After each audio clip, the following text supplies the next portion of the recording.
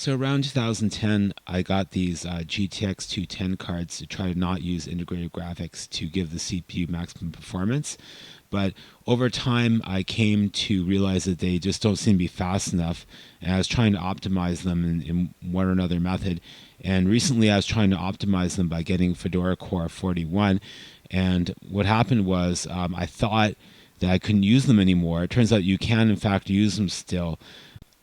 So I have a Strix 970 and an extra 500 watts power supply I got from another computer deal, and I thought that I would use those instead of the 210, and hopefully it would improve things.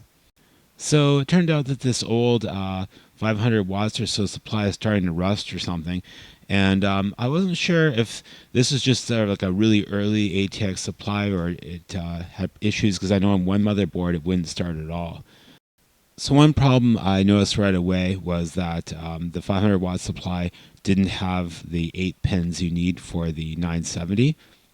So I was checking it out, and it isn't just as simple as plug it in and hope that you have enough power. Those 2 extra pins, they don't actually provide power, but they provide a sense signal that tells the card that it can get as much power out of the 3 power providing pins of the 6 pins formerly.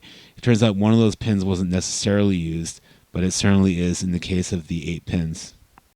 So what I did was I tried to trick the graphic card into thinking it had 8 pins by creating a sense signal. And you can do this by, this is one of those sort of from Molex turned into a 6 pin, but you can sort of cut off the, I use a soldering iron to melt off most of it, and I just sanded down the end part. In theory, you can just connect these to each other if the graphic card is wired in such a way that the grounds are connected. But if that doesn't work, you could connect it to some ground pin of the power supply. But what happened here is when I put it in, it would just the moment you turn the computer on, the computer would stall out or something. It was very strange, but the computer would essentially just turn off. So I concluded there's something wrong with that power supply of mine, but I haven't actually proven there's anything wrong with that 500 watt supply. So I was looking on Kijiji, which is one of our local kind of do-it-yourself deal used items thing on the internet, and I saw this deal for this Corsair 750 for $25, and that is a very good deal. And the owner claimed he just wanted a modular supply. So in this case, I think I did win out. As far as I know, this thing it does work properly. Okay, so so far I'm not seeing anything too strange. It looks physically pretty good. I looked for caps that have blown. I can only see really one cap that isn't blown. And I cleaned it up with some compressed air, some Q-tips. Not a crazy clean job, just a rudimentary clean job. I'm not seeing anything too strange. There's a little bit of, all these things have like a little bit of plastic wrapper around the edges for some reason in here. I don't really know why, but I don't think that's necessarily a problem. Okay, so what I'm going to do here is I've got this sort of junker system. We're going to make sure this thing basically works, just a fundamental level. And what we've done is hooked it into the motherboard, the CPU, and this 6-pin GPU here. I'm looking around to see if any of these can short out. I'm guessing not. I don't want that to fall into the system. So at this point I had difficulties getting the computer working, and it wasn't clear what the issues were, but I did reseat the DRAM and put the video card back in, so I'm guessing it was one of those. So apart from any other problem, the BIOS wasn't going any further, and that's really because I had this PATA IDE connector connected, and I did not have the power to the IDE devices. So by pulling out the PATA connector there, I was able to boot. You can also just put the power into the IDE devices, and it will also boot. So at this point, I was looking at the BIOS, and it was clear that the power levels were correct and that there wasn't a catastrophic failure that had happened at that time. So this is testing the new Corsair 750 watts with the junker system, and to see if any sort of reasonable power draw would cause a failure, and it is working properly. So this is a computer that had the 210 that's actually at my parents'. And what I wanted to do is, after figuring some things out about Linux, I wanted to see if you could actually use the 210. And you can use the 210. if you use the Xorg server, not the Wayland server. It did give me some error messages here, so I don't know just how reliable it was, but it did seem to be basically working. So not to confuse anyone, I used a 750 watt supply for another computer, and the one from that other computer went into the one from my parents. So this is now the one that's going to go to my parents, and I was running it on the NVIDIA 970.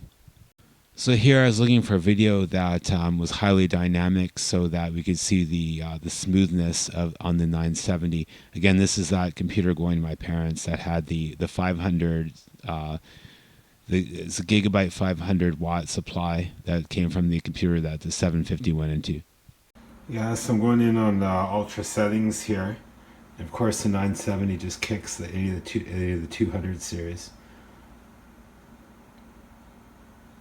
So here's the final picture of the computer going back to my parents that has the 500 watts from the second computer, that has the 970 in there, that has a bunch of these twist ties to keep it from moving up and down in the slot. So one big spin-off of all this is my second computer, in theory, can be left on to do Blender rendering, and it does so by having two 1660, one of them's a super graphic cards in there. And I was worried that the former supply was going to explode one day. Honestly, I don't know what the odds are, but I'm hoping that this is more reliable. So the 750 in that particular system, I'm hoping is going to do a good job. I already did like overnight runs with the 500 watt supply, and it had survived it at that point. But this was one frame at high quality on the Blender render system that both video cards were 100% utilized for however long it took, maybe 6 minutes. So just for fun, I thought I'd install Fedora Core 41 on the Junker system, although it probably won't ever even be used. So I wanted to try out this offline Fedora Core 41 disk I made, which has the installer ISO and a bunch of packages on there, and also some source for some other things. So what I've noticed the last few Fedora cores is on systems that do not have UEFI BIOS, they no longer boot properly as USB sticks, but you can burn them as, in this case, a DVD-RW, and then boot them as a CD-ROM, and they will work.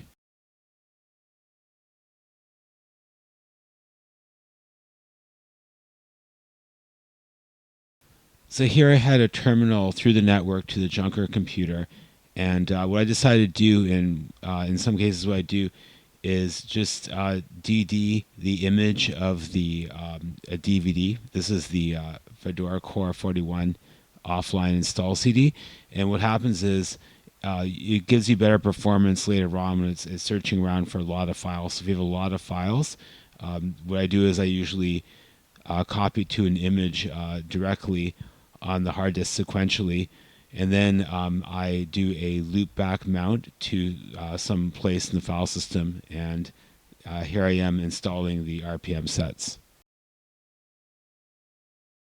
So on the Junker system running off of the hard disk, I wanted to test the compiled MPlayer performance, and it seems to be pretty good. Usually is, though. This is with the GTX 250. Thanks for watching.